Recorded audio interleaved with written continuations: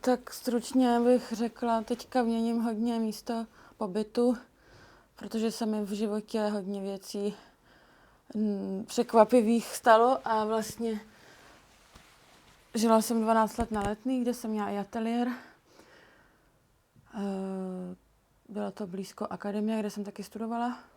A teď jdu tam, kde je láska, když bych to měla říct nějak poeticky, protože vlastně tady tenhle dům patří přítelovi a ten se bude bourat, takže dočasně tady můžu pracovat. A dřív jsem byla zvyklá pracovat v bílém ateliéru nebo v prázdném prostoru, kde skoro nic nebylo.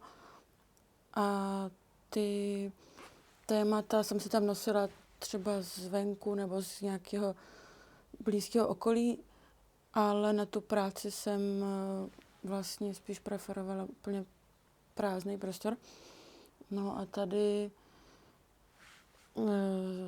vlastně maluju teďka jenom dočasně a to prostředí je tak specifický a výrazný, že mi to vlastně leze do té inspirace, do hlavy a i do toho obrazu nějak. Ale je to vlastně takový i spíš podvědomý proces, ale nejde se tomu vyhnout, protože mám vždycky velkou přecitlivělost na to prostředí, ve kterém se zrovna nacházím. Vždycky, než začnu nový obraz, tak si musím dobře ujasnit, co budu malovat. Musím vědět proč a o čem ten obraz bude.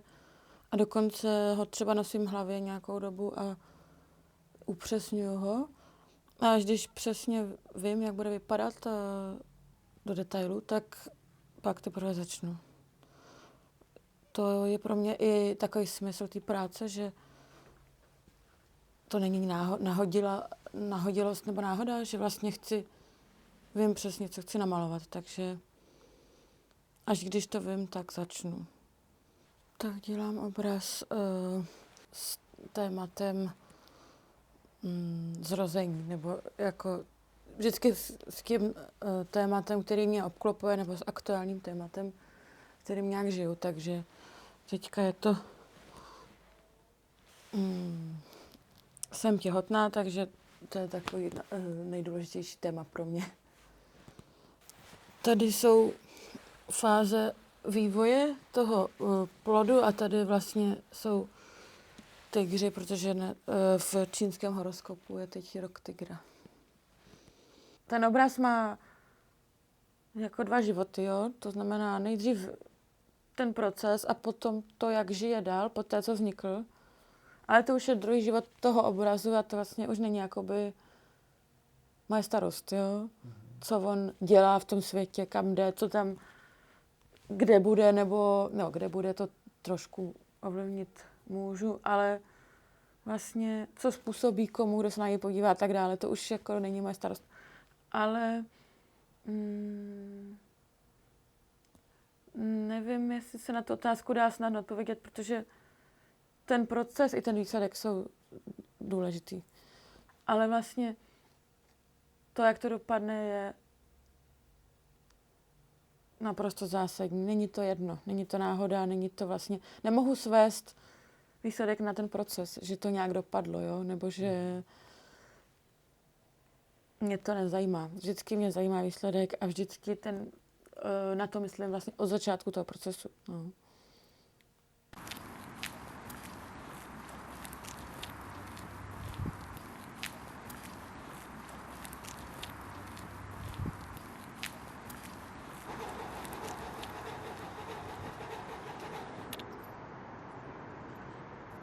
Tak jsme u Markéty Garay, což je moje dobrá kamarádka. A taky pro mě nějak osudový člověk, protože málo s kým dokážu vydržet v místnosti a u toho pracovat a ještě být inspirována. Jo. Já jsem potřeba na léto nějaký prostor, kde bych mohla dělat větší obraz dočasně. No a Markéta mi nabídla, že můžu být tady u ní, tak být v místnosti s můzou a ještě tu mít správné podmínky, tak to se nedá odmítnout. No je pravda, že tady je to takový čistý prostor, jo, bílej i venku, což je dobrý na koncentraci a zároveň tu nejsou žádný moc prvky, které mě rozptylovaly. Spíš jsem si ten námět přinesla v hlavě a tady ho jako nějak rozvíjím. Téma nějak navazuje na to, co jsem už dělala minule. Pořád se točíme kolem toho zrození. No, je to teď moje téma, takže ho asi budu trochu prozkoumávat z více stran. Ten čas, to je jako v mým práci tak nějak jako neodiskutovatelná hodnota nebo nějaký faktor, který se nedá jako úplně obejít nebo zkrátit. No. To já si myslím, že si člověk musí udělat dobrý vztah s časem, že jinak by byl sám proti sobě a zlikvidoval by se. Naopak myslím, že při tom způsobu práce, jako který já mám, tak musím naopak mít velice dobrý vztah s časem a být jako hodně trpělivá. A vlastně to je i nějaký kontrast k tomu, jak třeba se dneska čas vnímá, nebo jak lidi jako pořád někam spěchají. Vím, že, nebo věřím v nějaký jako zákonitost času a kvality, jo. A nakonec, pokud teda ten obraz vyžaduje třeba i extrémní množství času a já mu ho dám, tak myslím, že vždycky to vyplatí, protože ve výsledku potom s nějakým odstupem už se nikdo neptá, jak dlouho něco trvalo, ale dívá se jenom na ten obraz, jo, na ten výsledek. Takže všechno, co jsme kdy jako odbyli, se nám vymstí, jo. A tak samozřejmě se ještě bavím o tom, třeba jak pracuji teď já, jo. Určitě jsou i jako jiný modely toho času, třeba v práci jiných umělců, někdo v uvozovkách jako pracuje rychle, ale to zase znamená, že třeba se musí, já nevím, hrozně dlouho soustředit, aby pak udělal nějakou rychlou věc nebo rychlou akci, která je výstupem nejenom toho momentu, ale i právě nějaký hrozně dlouhý třeba přípravy, kterou jako divák nevidí, jo. Takže on ten čas tam je vždycky nějak zakletý, jo.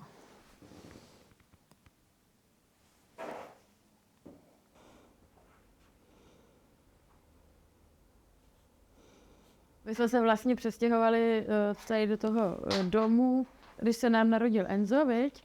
A tady jsem chtěla pracovat, ideálně mít ateliér v domě, protože za prvé nemusím nikam chodit, jezdit a mám to tady, můžu tady být s miminkem a mě vlastně inspiruje to prostředí, který je jakoby vizuální svět mýho partnera, který má rád starožitnosti a rád se prostě zabývá výzdobou interiéru, tak to jsou věci, které tady přirozeně vnímám, které mě obklopují a které mi vytvářejí i trochu vizuál toho ateliéru a jsou pro mě podnětnou inspirací a rozhodně víc, než kdybych chodila teďka někam do úplně cizího místa, do nějakého jako ateliéru, do nějaké haly třeba, nebo do nějakého prostoru, kterému nemám teď přímo vztah.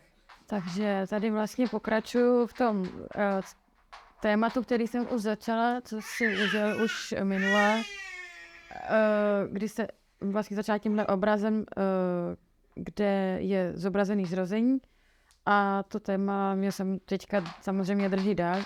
A rozvíjím ho i s příběhem, který se týká jakoby mě osobně. Když se mi narodil tady Enzo, tak vlastně jsem se rozhodla, že budu v tom pokračovat jako v takové sérii, kdy ten jeho příběh je vlastně tématem a nejenom jako osobním tématem, ale připadá mi to jako nosný i v širším smyslu. Myslela jsem na Enzovu první noc na Zemi, na první noc, kdy se narodil, a takže tam je prostě vesmír a všechny věci nebo i bytosti, které ho tady čekali a který ho jako přivítali na světě. Takže a zároveň ten obraz je trochu dramatický, protože byla to jeho první noc, To je vlastně sice jako za jednu stranu krásný přijít na svět a na druhou stranu to může být jako i třeba šokující zážitek, takže, nebo strašidelný, takže je to noc. První Enzova noc. Tenhle cyklus bude pokračovat tak dlouho, dokud tu vlastně budu mít nápady na ty nové obrazy v té kontinuitě, takže nemůžu teď říct, kolik to bude obrazů, třeba 10, 15, ale určitě chci vlastně, aby to bylo jako nějaký delší cyklus. Ale, no tak. Neboj se, ty miláte. Jo. Tak. Pš. No a tady se nám třeba vlezla tak beruška. To je Enzova beruška. Tak určitě si, když jsme s tím začali, tak považoval tušku za konkurenci. Jo. Tomu strašně vadilo, že dělám něco, že se věnuju něčemu jinému, tak hrozně vřískal, ale rychle si zvyknul a teďka už to bere tak, že on má hračky a já mám zase svoje hračky. No. Řekne maminko, co si mi to namalovala za hrozný obrazy, viď? Dřív byl čas pořád.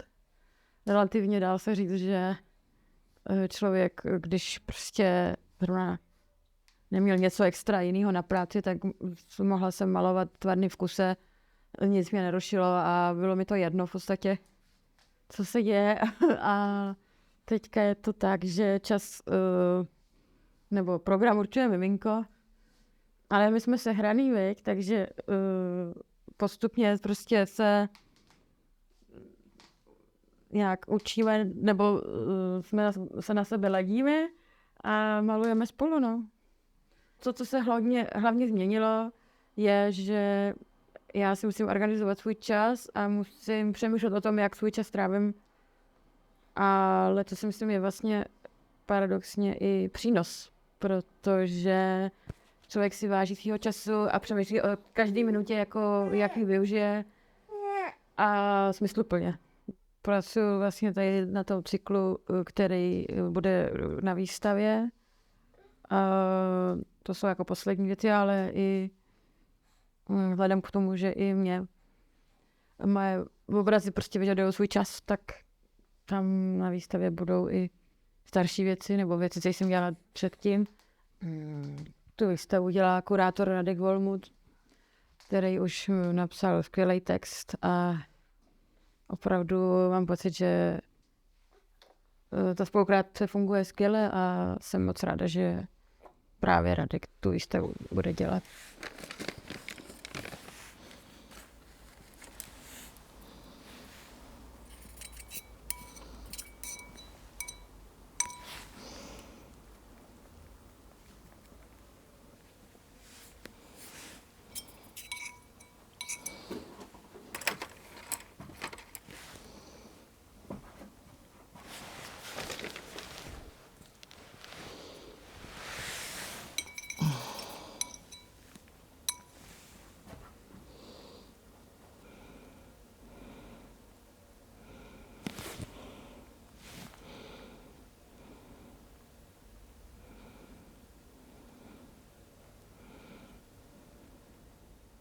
No, ale jinak mám docela harmonický život, dalo by se říct.